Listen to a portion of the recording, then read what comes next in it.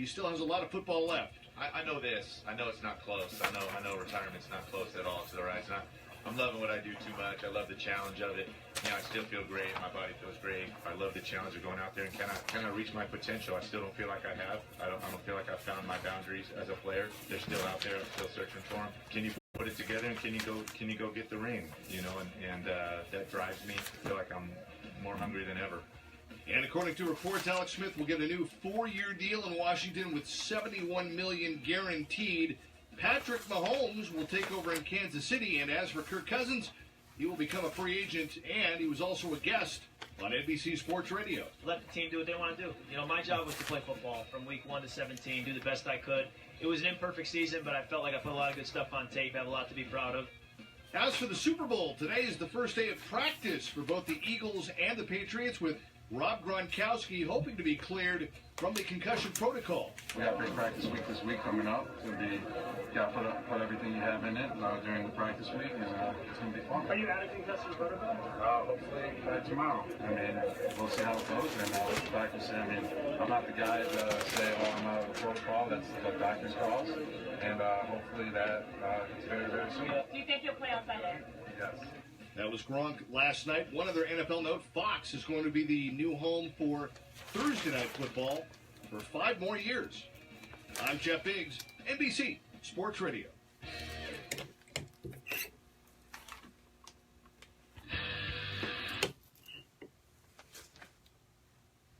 Welcome back to Tri-City Sports Now. And by the way, thank you to John Hooper for appearing on the program. Also, I'm Marky Billson, by the way, and he also just tweeted out his thanks as well for his appearance. All right. UT Athletic Director Phil Fulmer, let's get into that. We're talking about Alex Smith, and I'll get to that here, but this is promised. I'm going to begin with this.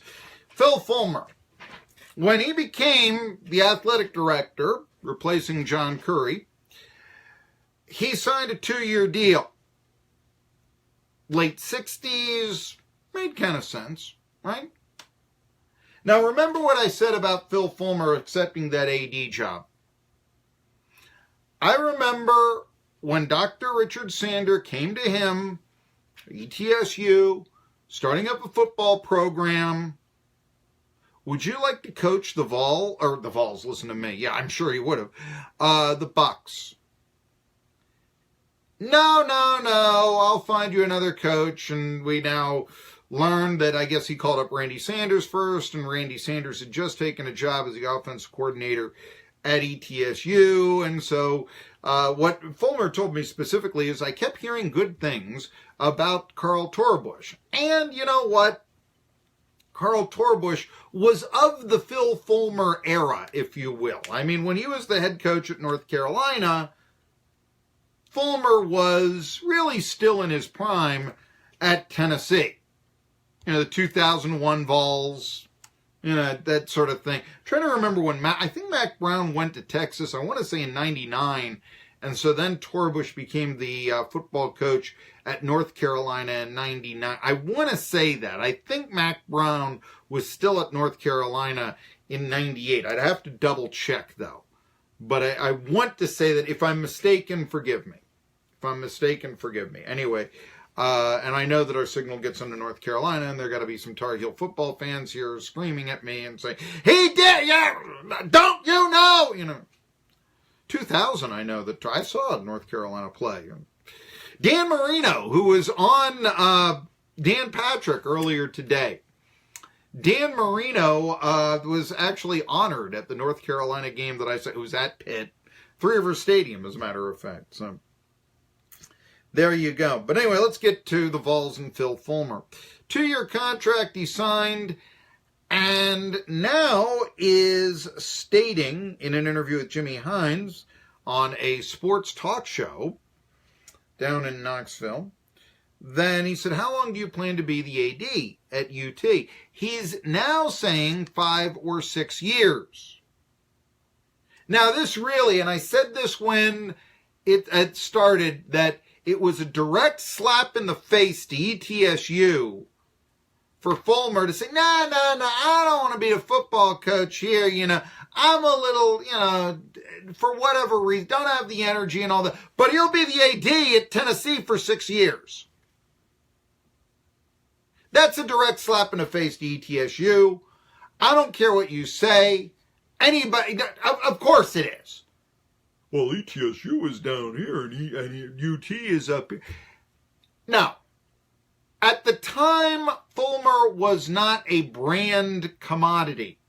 And frankly, when the football coach you hire at ETSU goes 11-22, I don't know if that's such a great record for Tennessee fans. But of course, we're the only people here on Tri-City Sports Now that actually said, guys, you're hiring Phil Fulmer to hire a football coach, and the one that he hired went 11-22. I'll be surprised if Jeremy Pruitt, admittedly, continues a .333 winning percentage at UT, but certainly there's no guarantee that Pruitt is going to turn the Vols around. In fact, I've spoken of this. I do think that it is more difficult for Tennessee to win in the SEC than ever before. Other states are producing more football players, and the revenues are much more similar, if you will. Vanderbilt's now getting quite the large TV check, and although their profit isn't as much, they're getting enough money that they can field a competitive football team now. So can anybody in the SEC. I'm not convinced South Carolina hasn't moved past Tennessee on the hierarchy. How can Tennessee be a national power again? How can they win the national championship? It's all very simple. But I don't know if Fulmer is the guy that believes in this or will do it. He may. He may be. As a football coach, it's easy. Pay the players. If you are the second most profitable football program in the country, then that's your advantage. And it's an advantage that would take place. It's not because the pageantry of Tennessee, which is vast. Lots of schools have pageantry. It's the SEC. Everybody has pageantry just about. Well, we have more pageantry than Missouri. And great. Now, who goes and decides they're going to play quarterback at a school or not because of pageantry? Really? That's something you got to understand. Anyway, so Fulmer, after turning down ETSU, after perhaps getting the AD job in a similar manner of how he got the football coaching job 25 odd years ago, cutting throats. Now, the athletic director. I've also mentioned this, and he says originally a 2-year contract. No, maybe 5 or 6 years.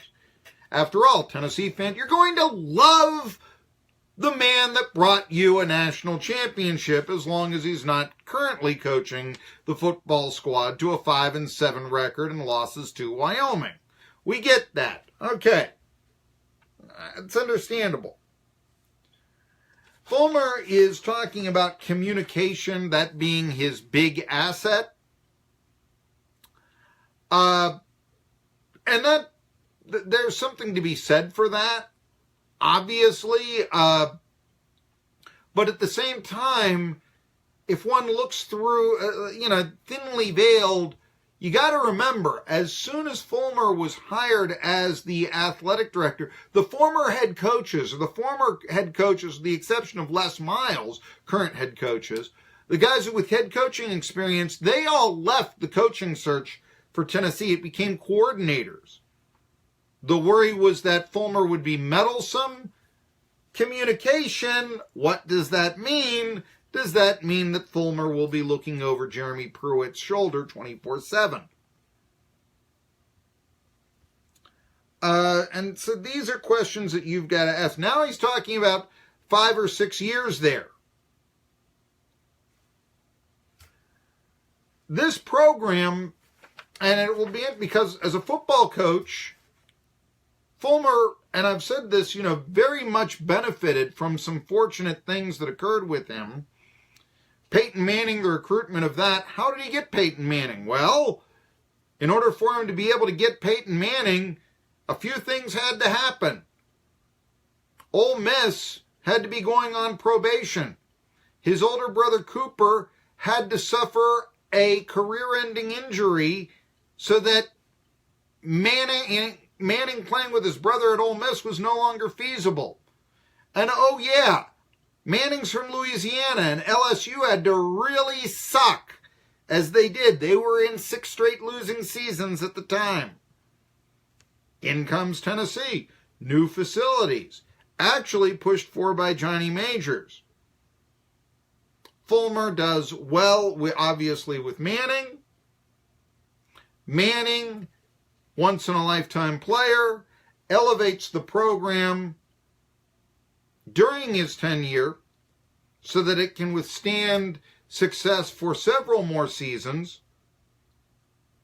It basically, by 2005, the luster is gone. Fulmer is able to rebound and win the SEC East in 2007. But after that, it's been bad news for Tennessee.